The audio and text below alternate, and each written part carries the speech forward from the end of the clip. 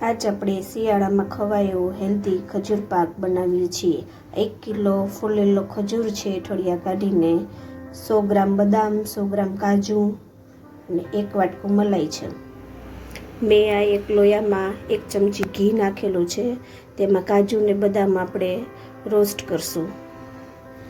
આ હું ઘીમાં બદામ રોસ્ટ કરું છું।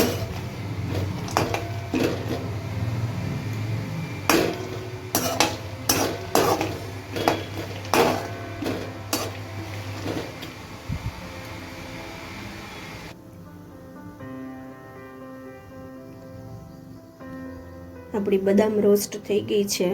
હવે બદામને કાઢી લેશું, પછી એમાં ને એમાં કાજુ રોસ્ટ કરશું। અમે તેમાં જ કાજુના ટુકડા નાખ્યા છે। આને પણ રોસ્ટ કરી લેશું આમાં ને આમાં જ, આ જ ઘીમાં। આપણા કાજુ પણ રોસ્ટ થઈ ગયા છે। હવે હું આને પણ કાઢી લઉં છું। તમે બદામ નાખો, કાજુ નાખો, પિસ્તા નાખો, અખરોટ પણ નાખી શકાય। જે બી ડ્રાયફ્રૂટ્સ તમારી પાસે અવેલેબલ હોય તે નાખી શકાય। મેં હવે એ જ કઢાઈમાં 2 મોટા ચમચા મલાઈ નાખી છે। હવે એમાં આપણે ખજૂરને એડ કરશું। ખજૂરને આપણે શેકશું જ્યાં સુધી પોચો ન થઈ જાય ત્યાં સુધી। આપણો ખજૂર આ શેકાય છે, આપણે ત્યાં સુધી શેકવાનો કે જ્યાં સુધી એકદમ પોચો થઈ અને માવો ન થઈ જાય ખજૂરનો, ત્યાં સુધી આપણે ખજૂરને શેકશું। મેં આમાં ઘીનો કે દૂધનો કોઈ ઉપયોગ કર્યો નથી। મલાઈથી જ આપણે ખજૂર પાક બનાવશું।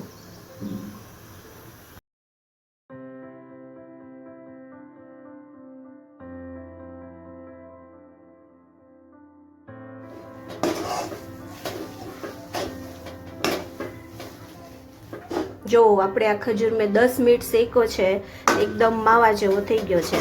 મલાઈમાં જ મેં શેક્યો છે ખજૂર, એકદમ પોચો થઈ ગયો છે। જો તમે જોઈ શકો છો, મેં હવે કાજુ બદામમાં એડ કરી દીધા છે। હવે સારી રીતે મિક્સ કરી લઈશ।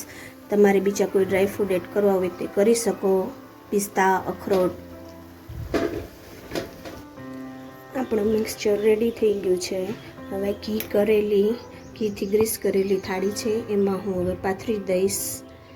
ઠંડુ થાય પછી એમાં હું કાપા કરી લઈશ, પીસ બનાવી લઈશ ચોરસ। જો મેં આ ઘીથી ગ્રીસ કરેલી થાળીમાં ખજૂરને પાથરી દીધો છે। હવે એને ઠંડો થવા દેશું, પછી એના પીસ કરી લેવાના ઠંડો થયા પછી।